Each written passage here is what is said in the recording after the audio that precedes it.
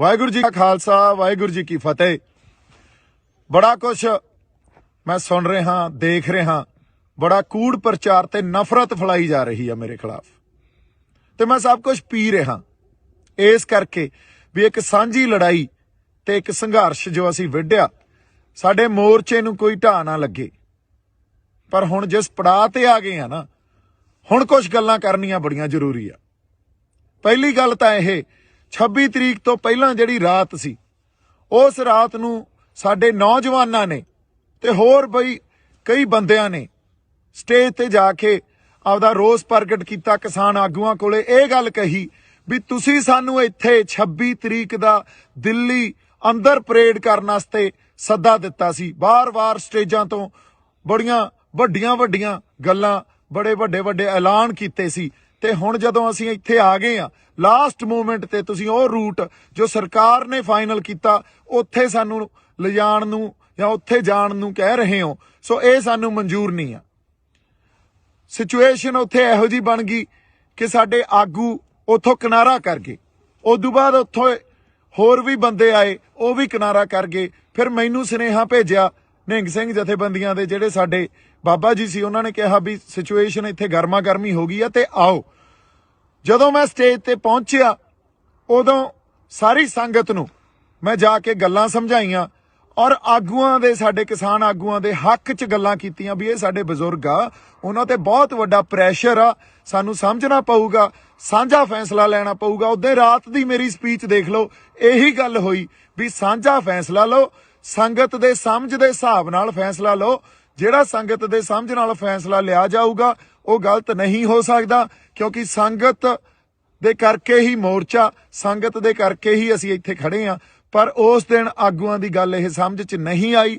उन्होंने मार्च अगले दिन जदों कढ़िया, जिहड़ा रूट दिल्ली पुलिस ने ते किसान आगूआं ने फाइनल कीता सी, उस रूट ते 3000 बंदे भी नहीं सी, ते संगत आप मुहारी ਸਿੰਘੂ बार्डर तो भी, गाजियाबाद बार्डर तो भी, टिकरी बार्डर तो भी, ते राजस्थान वाले पासियों भी लाल किले नूं तुर पई।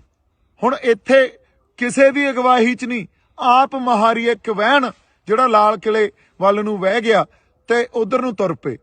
लाल किले जाके जदों गेट टुੱਟਿਆ उदों बाद मैं पहुंचिया उत्थे, उदों तक अंदर हज़ारां लोग साडे ते मेरे ख्याल च कोई सैकड़े ट्रैक्टर उदों तक उस पूरी सड़क ते लाल किले वाली सड़क ते दाखिल हो चुके सी। लाल किले दे अंदर हज़ारां लोग दाखिल हो चुके सी।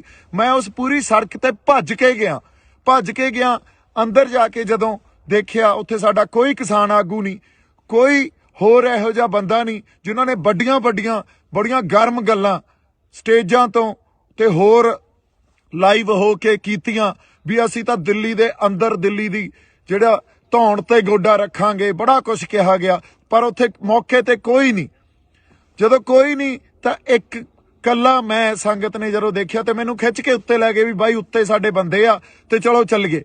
हुण उत्ते एक खाली जिहड़ी झंडा लाउण वाली ओ अपना डंडा हुंदा, एक पोस्ट हुंदी आ, फ्लैग पोस्ट कहंदे आ उहनूं, ਉਹ खाली पई सी। ਉਹਦੇ ਤੇ ਇੱਕ ਕਿਸਾਨੀ ਦਾ ਤੇ ਇੱਕ ਨਿਸ਼ਾਨ ਸਾਹਿਬ ਇਹ ਦਰਜ ਕਰਾਉਣ ਵਾਸਤੇ ਵੀ ਸਾਡਾ ਰੋਸ ਆ, ਅਸੀਂ ਆਪਦੇ ਹੱਕ ਲੈਣ ਆਏ ਆ। ਤੇ ਉੱਥੇ 2 ਝੰਡੇ ਲਾਏ ਗਏ ਤੇ ਪਿੱਛੇ ਸਾਡਾ ਜਿਹੜਾ ਨੈਸ਼ਨਲ ਫਲੈਗ ਆ ਉਹ ਲੱਗਿਆ ਹੋਇਆ ਸੀ।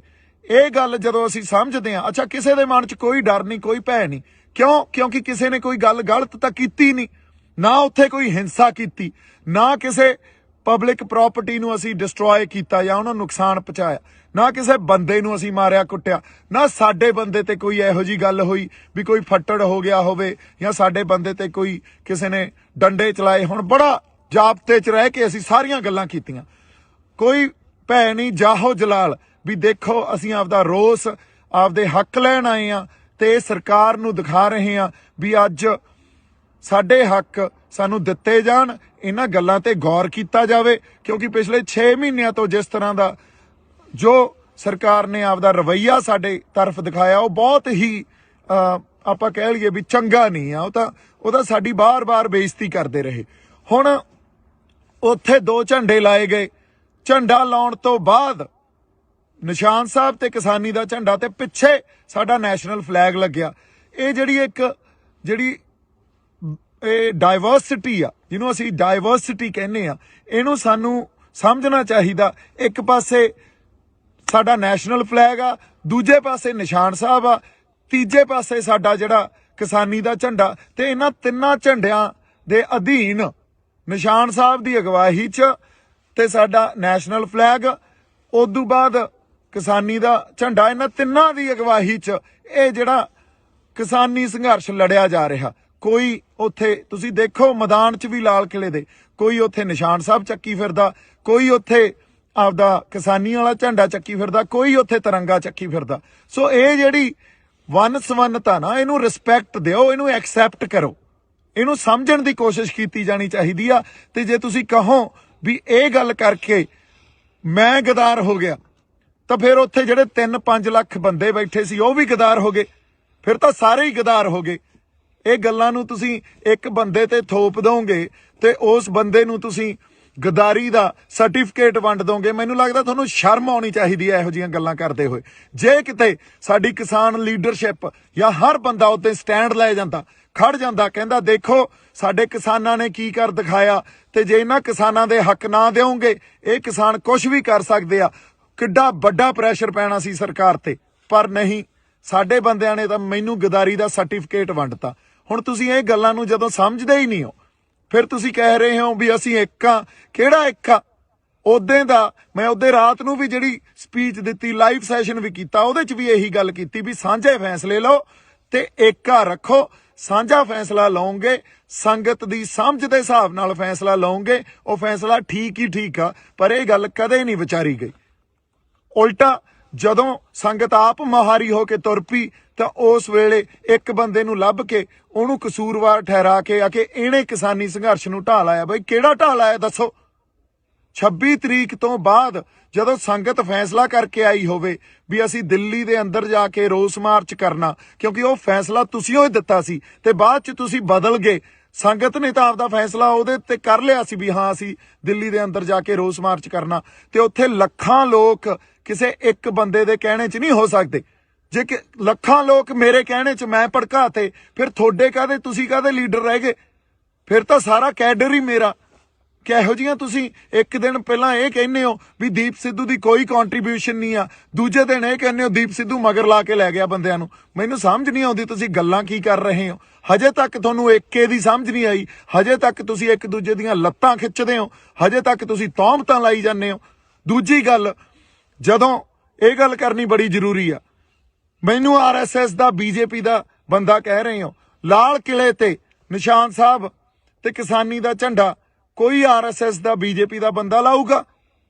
ਇਹਨੂੰ ਸੋਚ ਕੇ ਤਾਂ ਦੇਖੋ, ਕੋਈ ਤਾਂ ਇਹਦੇ ਪਿੱਛੇ ਲੌਜਿਕ ਹੋਵੇ। ਅੱਛਾ, ਅਗਲੀ ਗੱਲ, ਕੋਈ ਕਾਂਗਰਸ ਦਾ ਬੰਦਾ ਲਾਊਗਾ? ਕੋਈ ਉਹ ਬੰਦਾ ਲਾਊਗਾ ਜਿਹਨੇ ਕੱਲ ਨੂੰ ਚੋਣਾਂ ਲੜਨੀਆਂ? ਨਹੀਂ, ਉੱਥੇ ਕੋਈ ਸੱਚਾ ਤੇ ਸੁੱਚਾ ਬੰਦਾ ਹੀ ਲਾਊਗਾ। ਤੇ ਜਿੰਨੀਆਂ ਰੂਹਾਂ ਉੱਥੇ ਸੀਗੀਆਂ ਉਹ ਸੱਚੀਆਂ ਸੁੱਚੀਆਂ ਸੀ। ਤੁਸੀਂ ਇੱਕ ਬੰਦੇ ਨੂੰ ਗਦਾਰ ਕਹਿ ਕੇ, ਤੇ ਉਹ ਵੀ ਸਾਰੇ ਗਦਾਰ ਹੀ ਹੋਏ ਫਿਰ ਤਾਂ ਜਿਹੜੇ ਉੱਥੇ ਗਏ ਸੀ।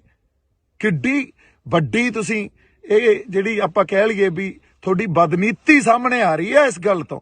ਕਿੱਡੀ ਤੁਹਾਡੇ ਅੰਦਰ ਦਰਦ ਹੀ ਨਹੀਂ ਆ ਕਿਸੇ ਗੱਲ ਲਈ। ਗੱਲ ਦੀ ਸਮਝ, ਮੈਨੂੰ ਲੱਗਦਾ ਜਾਂ ਤਾਂ ਤੁਸੀਂ ਸਮਝਣਾ ਨਹੀਂ ਚਾਹੁੰਦੇ ਜਾਂ ਸਮਝਦੇ ਹੋਏ ਵੀ ਨਹੀਂ ਸਮਝ ਰਹੇ ਵੀ ਇੱਕ ਬੰਦੇ ਤੇ ਕਸੂਰ ਉਹਦੇ ਤੇ ਥੋਪੋ। ਕਿਉਂਕਿ ਜਿਹੜੇ ਫੈਸਲੇ ਲਏ ਆ ਅੱਜ ਤੱਕ ਤੁਸੀਂ, ਉਹ ਫੈਸਲੇ ਆਪ ਮੁਹਾਰੇ, ਤੇ ਕਿਸੇ ਨਾ ਕਿਸੇ ਤੁਹਾਡੇ ਅੰਦਰ ਐਡੀ ਵੱਡੀ ਈਰਖਾ ਤੇ ਸਭ ਤੋਂ ਵੱਡੀ ਗੱਲ ਹੰਕਾਰ। ਇੰਨੇ ਹੰਕਾਰੇ ਫਿਰਦੇ ਹੋ ਵੀ ਕਿਸੇ ਦੀ ਗੱਲ ਹੀ ਨਹੀਂ ਸੁਣਦੇ। ਜੋ ਫੈਸਲਾ ਅਸੀਂ ਕਰਤਾ ਉਹੀ ਮੰਨਣਾ ਪਊਗਾ। ਆਹ ਭਾਸ਼ਾ ਤੁਹਾਡੀ।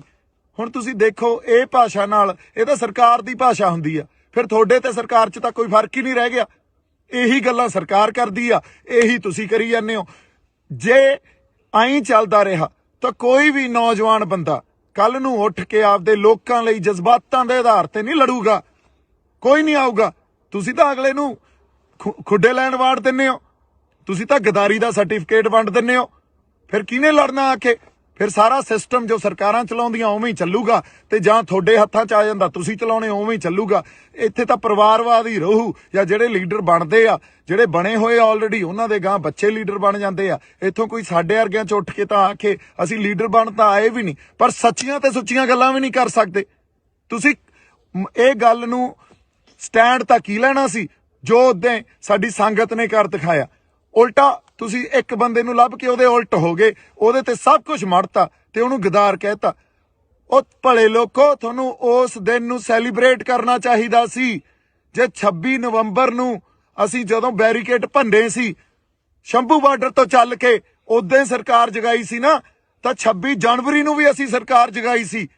ਅੰਨੀ ਤੇ ਬੋਲੀਆਂ ਸਰਕਾਰਾਂ ਨੂੰ ਤੇ ਉਹ ਸਾਰੀਆਂ ਨੈਸ਼ਨਲ ਜਿਹੜੀਆਂ ਸਾਡੀਆਂ ਪੋਲੀਟੀਕਲ ਪਾਰਟੀ ਆ ਜਾਂ ਪੋਲੀਟੀਕਲ ਕਲਾਸ ਸਾਰੀ ਜਿਹੜੀ ਬੈਠੀ ਆ, ਉਹਨਾਂ ਦੇ ਅੱਖਾਂ ਤੇ ਕੰਨ ਖੋਲੇ ਸੀ ਅਸੀਂ ਉੱਤੇ।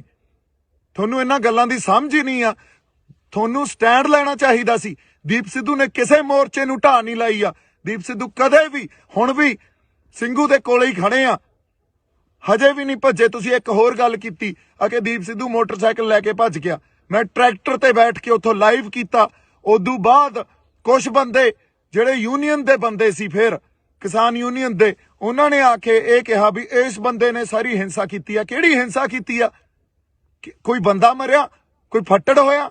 ਲਾਲ ਕਿਲੇ 'ਚ ਅਸੀਂ ਕਿਸੇ ਪ੍ਰਾਪਰਟੀ ਨੂੰ ਨੁਕਸਾਨ ਪਹੁੰਚਾਇਆ ਜਾਂ ਕਿਸੇ ਉੱਥੇ ਜਿਹੜੇ ਸਾਡੀ ਪੁਲਿਸ ਸੀ, ਜਿਹੜੀ ਦਿੱਲੀ ਪੁਲਿਸ ਸੀ, ਉਹਨੂੰ ਨੁਕਸਾਨ ਪਹੁੰਚਾਇਆ? ਉਲਟਾ ਪੁਲਿਸ ਦੇ ਨਾਲ ਲੱਗ ਕੇ ਜਦੋਂ ਝੰਡੇ ਉੱਤੇ ਵਿਰੋਧ ਅਸੀਂ ਕਰਨ ਲਈ ਲਾਤੇ, ਉਹ ਪੁਲਿਸ ਦੇ ਨਾਲ, ਉਹ ਪੁਲਿਸ ਵਾਲੇ ਸਾਨੂੰ ਆ ਕੇ ਕਹਿੰਦੇ ਯਾਰ ਤੁਹਾਡੇ ਵਰਗੇ ਬੰਦੇ ਨਹੀਂ ਦੇਖੇ, ਕਿਸੇ ਨੇ ਕੁਛ ਨੁਕਸਾਨ ਨਹੀਂ ਪਹੁੰਚਾਇਆ। ਤੇ ਪੁਲਿਸ ਨੇ ਨਾਲ ਲੱਗ ਕੇ ਇਹ ਕਿਹਾ ਵੀ ਚਲੋ ਠੀਕ ਆ, ਤੁਸੀਂ ਜੋ ਕਰਨਾ ਕਰ ਲਓ ਤੇ ਉਦੋਂ ਬਾਅਦ ਪਲੀਜ਼ ਇੱਥੋਂ ਚਲੇ ਜਾਇਓ।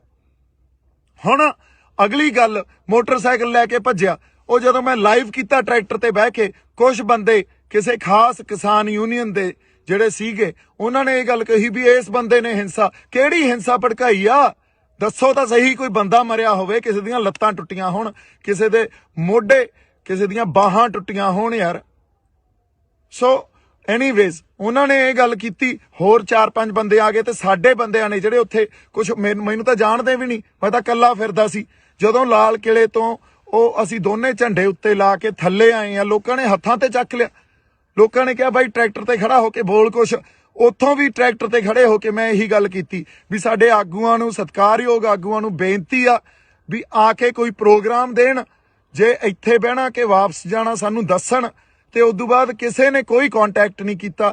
ਬਾਈ ਜੀ ਜਿਹੜੇ ਆਰਐਸਐਸ ਦੇ ਏਜੰਟ ਸੀ ਨਾ, ਉਹ ਤਾਂ ਬਾਹਰ ਸੀ, ਫਿਰ ਅੰਦਰ ਉੱਥੇ ਕੋਈ ਆਰਐਸਐਸ ਦਾ ਏਜੰਟ ਨਹੀਂ ਸੀ। ਅੰਦਰ ਤਾਂ ਉਹ ਬੰਦਾ ਸੀ ਜੋ ਸੱਚੀ ਤੇ ਸੁੱਚੀ ਆਪਦੇ ਅੰਦਰ ਨੇਕ ਆਤਮਾ ਲੈ ਕੇ ਜਜ਼ਬਾਤਾਂ ਦੇ ਆਧਾਰ ਤੇ ਤੁਹਾਡੇ ਨਾਲ ਖੜਾ ਸੀ। ਉਹ ਤਾਂ ਸਾਰੇ ਏਜੰਟ ਤਾਂ ਬਾਹਰ ਸੀ, ਉੱਥੇ ਕੋਈ ਨਹੀਂ ਵੜਿਆ। ਉੱਥੇ ਤਾਂ ਸੰਗਤ ਗਈ ਆ। ਸੰਗਤ 'ਚ ਗੁਰੂ ਦਾ ਵਾਸ ਆ। ਜੇ ਗੁਰੂ 20 ਵਿਸਵੇ ਆ ਤਾਂ ਸੰਗਤ 21 ਵਿਸਵੇ ਆ।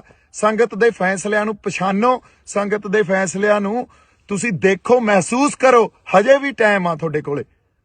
ਫਿਰ ਅਗਲੀ ਗੱਲ, ਜਦੋਂ ਮੇਰੇ ਤੇ ਉਹਨਾਂ ਨੇ ਆ ਕੇ ਇਹ ਕਿਹਾ ਵੀ ਉਹ ਤੂੰ ਹਿੰਸਾ ਪੜਾਈ ਆ, ਤੂੰ ਭੜਕਾਈ ਆ, ਹੁਣ ਮੈਂ ਉੱਥੇ ਆਪਦੇ ਬੰਦਿਆਂ ਨਾਲ ਲੜਦਾ। ਲੜਨ ਵਾਸਤੇ ਫੇਰ ਗੱਲ ਕੀ ਹੋਣੀ ਸੀ? ਦੇਖੋ ਦੀਪ ਸਿੱਧੂ ਦਾ ਕਿਰਦਾਰ, ਇਹ ਤਾਂ ਐਂ ਹੈ, ਇਹ ਤਾਂ ਲੜੀ ਜਾਂਦਾ ਬੰਦਿਆਂ ਨਾਲ, ਇਹ ਗਾਲਾਂ ਕੱਢੀ ਜਾਂਦਾ। ਉੱਥੋਂ ਜਿਹੜੇ ਕੁਝ ਸੁਹਿਰਦ ਬੰਦੇ ਸੀ, ਮੈਨੂੰ ਤਾਂ ਵਿਚਾਰੇ ਜਾਣਦੇ ਵੀ ਨਹੀਂ ਸੀ, ਉਹਨਾਂ ਨੇ ਕਿਹਾ ਬਾਈ ਤੂੰ ਨਿਕਲ, ਬਾਈ ਤੂੰ ਨਿਕਲ। ਉਹ ਮੈਨੂੰ ਲੈ ਗਏ। ਉਦੋਂ ਬਾਅਦ ਅਸੀਂ ਵਾਕਿਆ ਹੀ ਉਹ ਸਿਚੁਏਸ਼ਨ ਅਵੋਇਡ ਕੀਤੀ। ਕੁੱਟਣ ਨੂੰ ਉੱਥੇ 20 ਬੰਦਿਆਂ ਨੂੰ ਕੁੱਟ ਲੈਂਦੇ, ਲੜ ਪੈਂਦੇ ਆਪਸ 'ਚ। ਇਹ ਕਰਨ ਥੋੜੀ ਆਏ ਆ ਇੱਥੇ। ਫਿਰ ਉਹਨਾਂ ਨੇ ਕੀ ਕਹਿਣਾ ਸੀ? ਦੀਪ ਸਿੱਧੂ ਕੁੱਟਿਆ ਗਿਆ।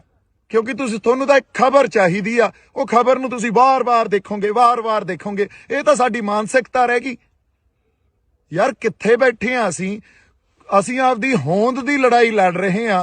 ਹੋਂਦ ਦੀ ਲੜਾਈ 'ਚ ਤੁਸੀਂ ਇੱਕ ਮੋਟਰਸਾਈਕਲ ਦੀ ਵੀਡੀਓ ਜਿਹਦਾ ਕੋਈ ਸੱਚ ਤੁਹਾਨੂੰ ਪਤਾ ਨਹੀਂ, ਤੁਸੀਂ ਉਹ ਦੇਖ ਕੇ ਘਸਾਤੀ। ਐਡੀ ਮਾਨਸਿਕਤਾ ਤੁਹਾਡੀ ਯਾਰ ਗੰਦੀ। ਹੁਣ ਮੈਂ ਕੀ ਗੱਲਾਂ ਕਰਾਂ ਤੁਹਾਡੇ ਨਾਲ? ਜੇ ਮੈਂ ਬਾਹਲੀਆਂ ਗੱਲਾਂ ਖੋਲੂੰਗਾ ਨਾ, ਹਜੇ ਤਾਂ ਬਹੁਤ ਗੱਲਾਂ ਖੋਲ ਸਕਦਾ ਮੈਂ, ਬੜੀਆਂ ਗੱਲਾਂ ਖੋਲੀਆਂ ਜਾ ਸਕਦੀਆਂ, ਪਰ ਹਜੇ ਟਾਈਮ ਨਹੀਂ ਆ। ਹਜੇ ਬਹੁਤ ਗੱਲਾਂ ਨੂੰ ਪੀਣਾ ਪਊਗਾ। ਪਰ ਮੈਂ ਸੱਚ ਨੂੰ ਸਾਹਮਣੇ ਲਿਆ ਕੇ ਤੁਹਾਡੇ ਰੱਖੂੰਗਾ, ਦਲੀਲ ਰੱਖੂੰਗਾ, ਇੱਕ ਗੱਲ ਦੀ ਦਲੀਲ ਦੇਵਾਂਗਾ ਤੁਹਾਨੂੰ। ਤੁਸੀਂ ਯਾਰ ਸਮਝੀ ਕੀ ਬੈਠੇ ਹੋ ਆਪਦੇ ਆਪ ਨੂੰ? ਇੱਥੇ ਜਾਣ ਤਲੀ ਤੇ ਰੱਖ ਕੇ ਸਿਰ ਧੜ ਦੀ ਬਾਜੀ ਲਾਈ ਹੋਈ ਆ। ਜਿਹੜੇ ਬੰਦੇ ਨਾਲ ਕੋਈ ਨਹੀਂ ਬੋਲਿਆ, ਹਜੇ ਤੱਕ ਕੋਈ ਨਹੀਂ ਖੜਿਆ। ਗਦਾਰੀ ਦੇ ਸਰਟੀਫਿਕੇਟ ਵੰਡਤੇ ਤੁਸੀਂ। ਬਾਈ ਜੀ ਕੋਈ ਤੁਹਾਡੇ ਲਈ ਪੈਦਾ ਨਹੀਂ ਹੋਊਗਾ। ਕੋਈ ਤੁਹਾਡਾ ਆ ਕੇ ਇਹ ਨਹੀਂ ਕਹੂਗਾ ਵੀ ਮੈਂ ਤੁਹਾਡੇ ਲਈ ਲੜਦਾ ਯਾਰ, ਤੁਹਾਡੇ ਹੱਕਾਂ ਖਾਤਰ ਲੜਦਾ। ਬਦਲੋ, ਹਜੇ ਵੀ ਬਦਲ ਦਿਓ ਆਪਦੀ ਮਾਨਸਿਕਤਾ ਨੂੰ ਤੇ ਸਾਡੇ ਢੰਗ ਬਦਲੋ। ਜੇ ਨਹੀਂ ਬਦਲੇ ਤਾਂ ਪਛਤਾਓਗੇ। ਮੈਂ ਹੁਣ ਐਨੀਵੇਜ਼ ਬਹਾ 'ਚ ਬਹਿ ਜਾਨਾ, ਜਜ਼ਬਾਤਾਂ ਦੇ ਬਹਾ 'ਚ ਬਹਿ ਜਾਨਾ।